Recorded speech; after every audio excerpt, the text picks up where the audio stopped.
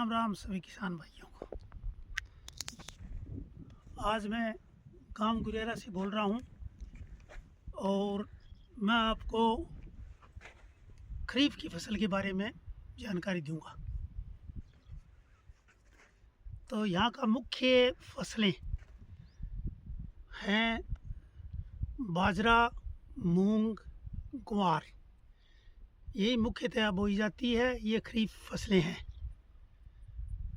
खरीफ ही बोले ना।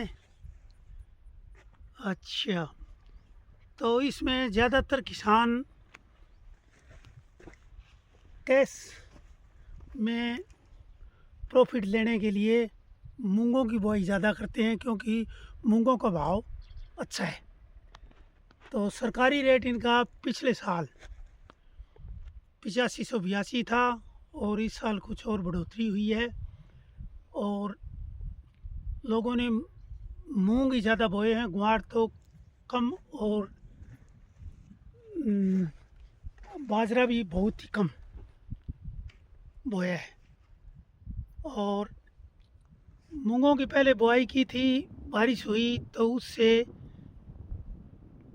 कुछ मूंग खराब हो गए, क्योंकि 15-20 दिन गर्मी पड़ी और बारिश नहीं हुई और वो मूंग जड़ गए। तो लोगों ने दोबारा इस फसल को बोया और अभी 18, 19 और 20 जून को ज़्यादातर बुआई हो गई और अभी फ़िलहाल ठीक खड़ा हुआ है। कभी 2 अंगुल, कभी 4, कभी 5 अंगुल बारिश होने की वजह से अभी ठीक खड़ा है।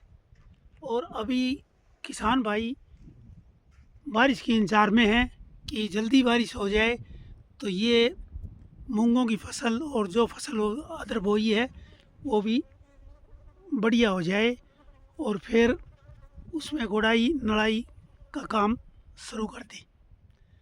अब ये है कि मूंग का भाव अच्छा होने की वजह से 1 एकड़ में अगर अच्छी बारिश हो तो 6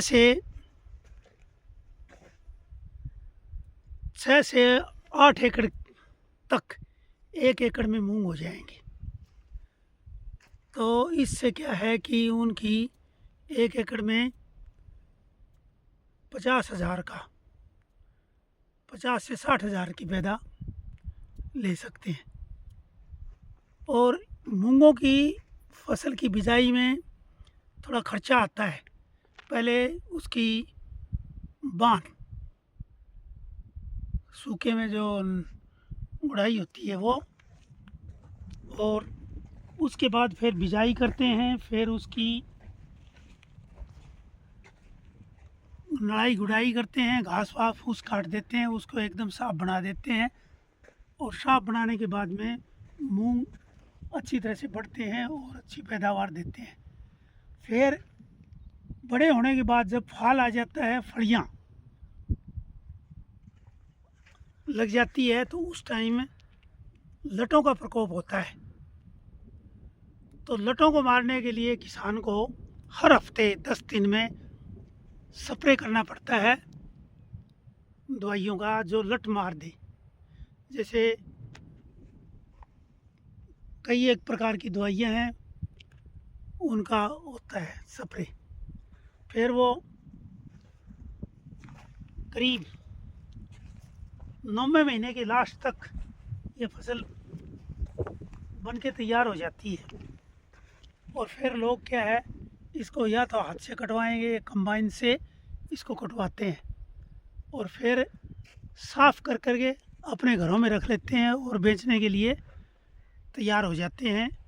और बेचने में अगर अच्छा भाव मिल जाए उनको, सरकारी भाव ना मिले, सरकार ना खरीदे, तो फिर क्या है कि जो ट्रेडर हैं, दुकानदार हैं, वो इस भाव को लेते हैं। इस भाव में इस फसल को लेते हैं। उसमें इतना ज़्यादा प्रॉफिट नहीं होता,